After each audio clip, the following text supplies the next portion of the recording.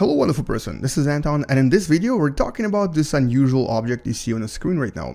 This is technically an exoplanet, but a more specific definition for this is a rogue planet that used to be classified as a brown dwarf. But today it's known as the rogue planet with the highest discovered magnetic field in the universe. Let's talk about this and welcome to What the Math.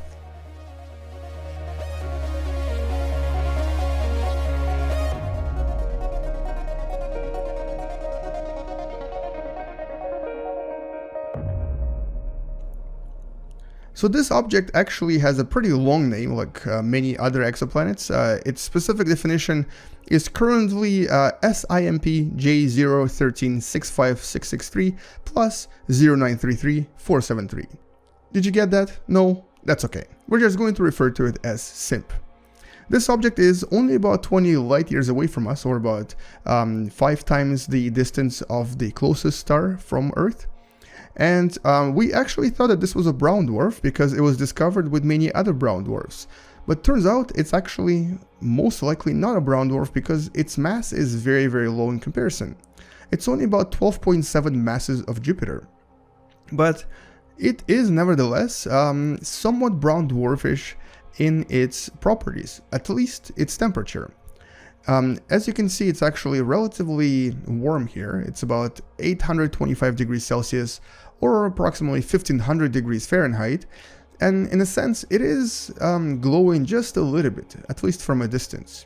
And when this object was discovered, we also discovered a few other planetary-like objects and observed each of them for about 7 hours using a relatively famous large array of telescopes known as Karl Jansky's Very Large Array located in the US. Now, these particular telescopes were able to detect not only the temperature of this object, but also its very, very strong magnetosphere, its magnetic field. And what's interesting here is that we've detected a magnetic field that was about 1,000,000 times stronger than that of our planet Earth. And what this implies is that this object is probably very metallic and also spins relatively fast. It also implies that it has really, really powerful aurora around it, and we're going to try to see if we can locate one of them around the poles here. You can kind of see one of the aurora right here, and these are actually extremely, extremely powerful. But unlike our planet Earth, where the aurora are actually formed by the highly energetic particles coming from the sun, here, since there's no sun, since technically this is really the central object here, the way that these aurora form are most likely because this object also has moons. And these moons help generate the aurora around this particular rogue planet in the same way that Io right here, this is the satellite of Jupiter, helps generate the very beautiful aurora that you see right here on Jupiter. So these are actually generated by the interaction of very highly energized particles from Io with the magnetosphere of Jupiter. And so we think that this object right here most likely has moons as well that help it generate its aurora. Now, the magnetosphere here, like I said before, is about 20 times stronger than it is on Jupiter, and so these aurora could actually be much larger than you even see here. They could be more powerful and look a lot more dramatic than we just observed. They could look something like this, and this is an extremely powerful aurora generated on this particular rogue planet. And another reason why this particular observation is actually extremely interesting is because this was the first direct measurement of magnetic field of distant objects by looking at a very specific frequency that's being emitted by this particular rogue planet. And so what this helped us discover is that we think that we actually discovered a connection between the rotation of various rogue planets and various objects, and also the amount of magnetic field being produced, with this particular rogue planet having the highest rotation of all of the objects looked at. At the same time, we discovered that age, mass, and temperature seem to have no effect whatsoever, so it doesn't really matter how hot these objects are, it doesn't matter how old they are or how massive they are, it didn't really affect their magnetic field or their magnetosphere or the strength of aurora. And with the magnetic field about 50 times stronger than Jupiter, and the mass being about 12 to 13 masses of Jupiter, this means that this object probably contains a huge amount of metals and spins really fast. And the actual aurora produced here most likely have charged particles moving at speeds of about 5,000 or even 10,000 kilometers per second that essentially strike the atmosphere of this object at ridiculously high velocities with extreme power to produce these beautiful aurora that you see here. Now, as I mentioned before, we think that there might be actually moons, or in a sense, moon-like objects around this particular rogue planet.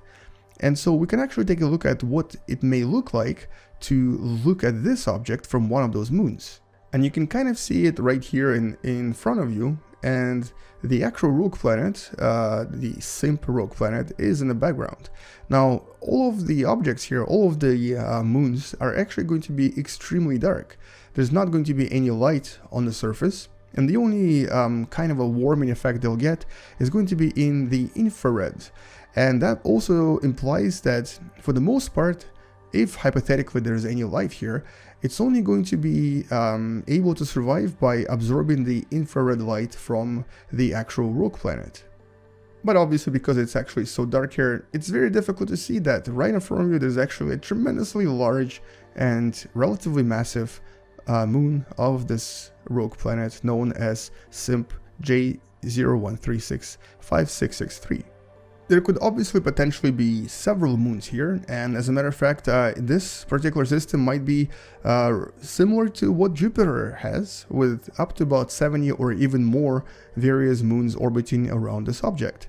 But for the most part, except for maybe the closest moons, the ones farther away would be completely cold and devoid of any energy coming off this object. At the same time, even from only a few astronomical units away, it's almost impossible to actually see this object. It will most likely disappear as soon as I move to a distance of about 100 AU, and there's going to be almost nothing to see there. And there you go, and basically, now it's all gone. I know that this object is still currently hot and actually does have some energy coming from the inside. In time, in billions of years, it's actually going to cool down and become completely invisible, dark and cold. So in about 5 to 6 billion years, it's actually going to be completely dark. But we don't really know when exactly this is going to happen, and it's also very likely that by then we might actually find even more interesting rogue planets similar to this that have even stronger magnetosphere. But as of now, this planet, this rogue planet, is the one with the strongest magnetosphere we've discovered so far. Anyway, that's all I wanted to show you in this video, this pretty cool discovery of a rogue planet not so far away from our planet Earth, which also implies that we're going to be able to find a lot more of these very hard to see objects in the next few decades. Thank you for watching, please subscribe if you still haven't, share this video with someone who enjoys learning about space and wants to learn through video games and simulations, and maybe even consider supporting this channel on Patreon. I'll see you guys tomorrow, space out, and as always, bye bye.